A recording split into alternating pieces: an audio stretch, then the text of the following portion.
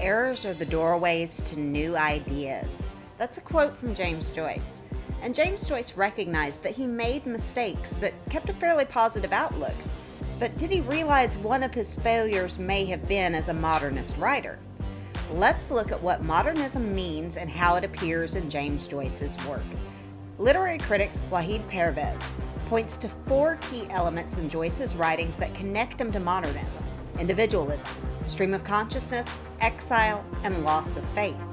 At first glance, it seems Joyce's writing neatly checks each box, but a deeper examination may reveal some inconsistencies. Oh, and this is a good time to push that subscribe button. Many more Joyce videos are coming. In modernism, celebrating personal stories and breaking away from usual ways of thinking is really important. James Joyce, with his detailed and character-focused stories, gets this idea, but his writing style is pretty complicated and hard to get through. This dense style can sometimes make it tough for us to really feel connected to the characters and their unique stories.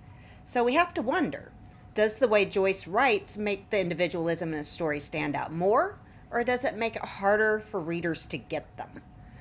Joyce's Ulysses is a great example. This book is full of detailed explorations of everyday life, showing the inner thoughts and feelings of characters like Leopold Bloom.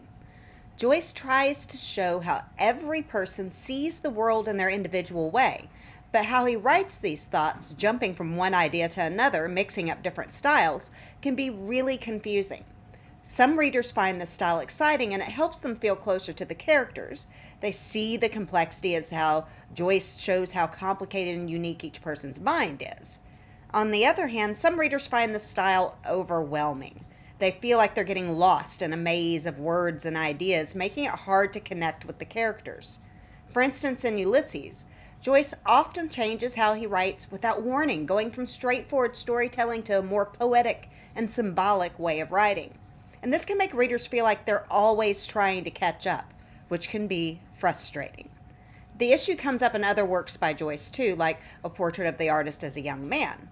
Here, Joyce tells the story of Stephen growing up and finding his way. Joyce uses a lot of different writing styles to show how Stephen's understanding of the world changes as he grows up. And this is a clever way to show individual growth, but again, the complexity of the writing can make it hard for readers to really feel what Stephen is feeling. So when we think about whether Joyce's style makes the individualism in a story stand out more or makes it harder for readers to engage, it really depends on who's reading. Some might see his style as a brilliant way to show how unique each person's experience is, while others might feel like it keeps them from really getting into the characters' personal stories. Stream of consciousness is like trying to glimpse what's happening in someone's head. Modernist writers like this technique because it shows their characters' real, unfiltered thoughts and feelings. Joyce's use of this style is pretty bold. He lets readers jump right into the minds of his characters, seeing the world through their eyes.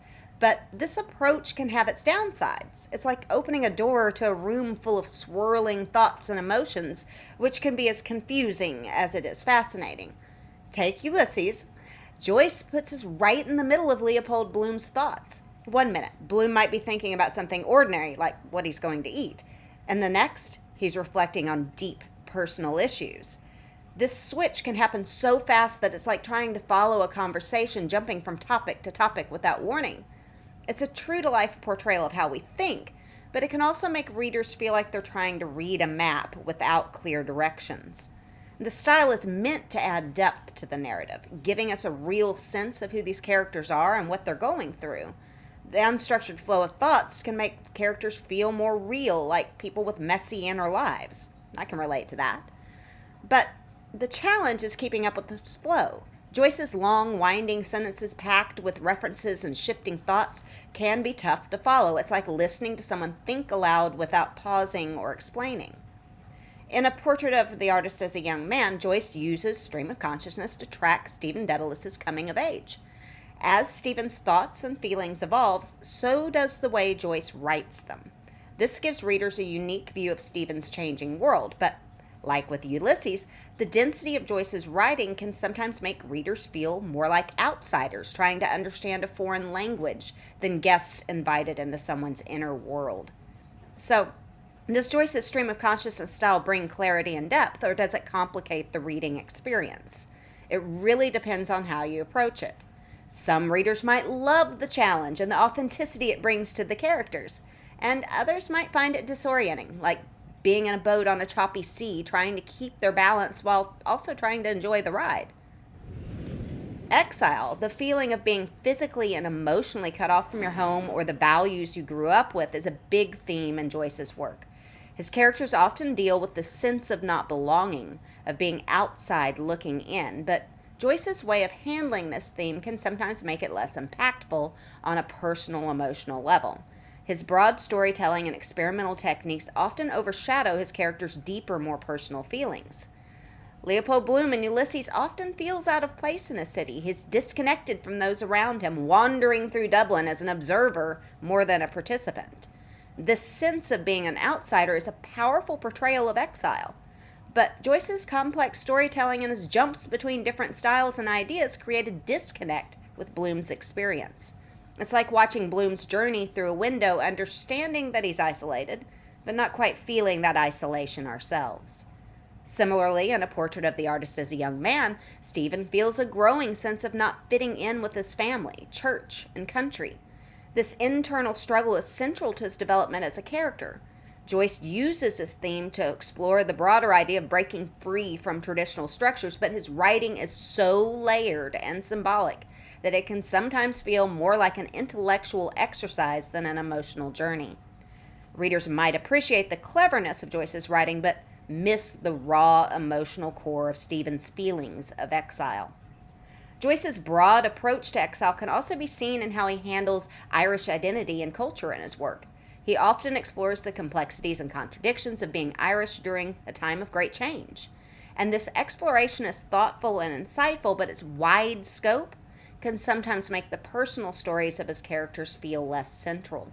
We get a sense of the cultural and historical context of exile, but the individual experiences can get lost in the larger picture.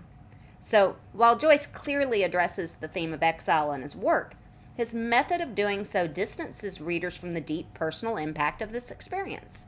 His grand narrative arcs and experimental storytelling overshadow the smaller, more intimate moments of alienation and disconnection his characters feel. The theme of losing faith is a recurring and significant element in James Joyce's works. He frequently employs intricate symbols and techniques to explore this theme, and while intellectually engaging, these methods eclipse the more emotional human side of his characters' battles with faith. And as a result, readers might find themselves more absorbed in decoding Joyce's complex literary constructions than in connecting with the characters' deeper emotional struggles. In A Portrait of the Artist as a Young Man, Stephen experiences a profound crisis of faith.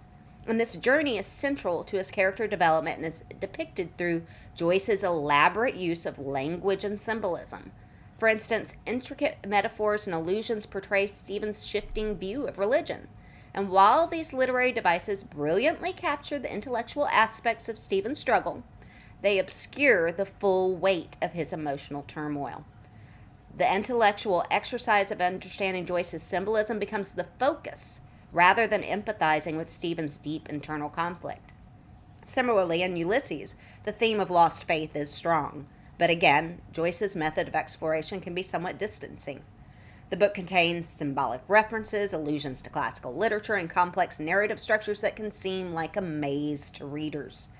This intertextuality and literary fanfare divert attention from the emotional journeys of characters like Leopold and Stephen, and readers become more occupied with the untangling of the literary web Joyce has spun.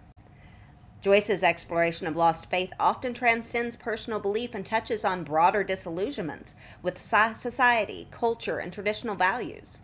And this wide-ranging approach is thought-provoking, yet further diffuses the intensity of individual characters' experiences.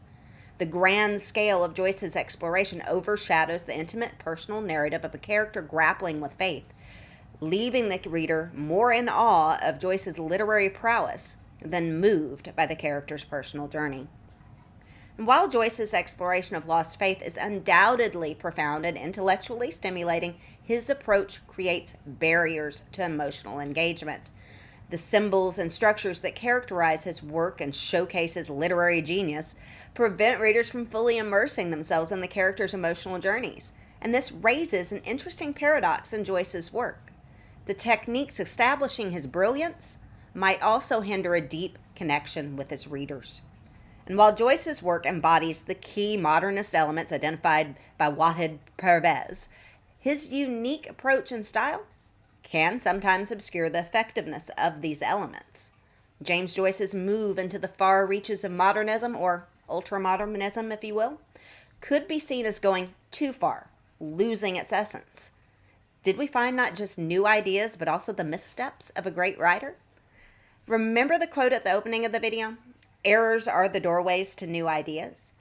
This suggests that mistakes or deviations from the norm are inevitable and essential for innovation and creating something new.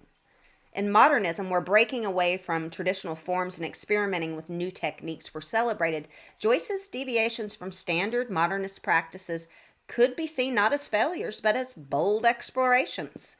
His dense prose, dizzying stream of consciousness technique, and the abstract handling of themes like exile and loss of faith that we've discussed, while sometimes seen as departures from the accessible and relatable aspects of modernism, could also be interpreted as Joyce's own errors that open doors to new literary ideas and methods.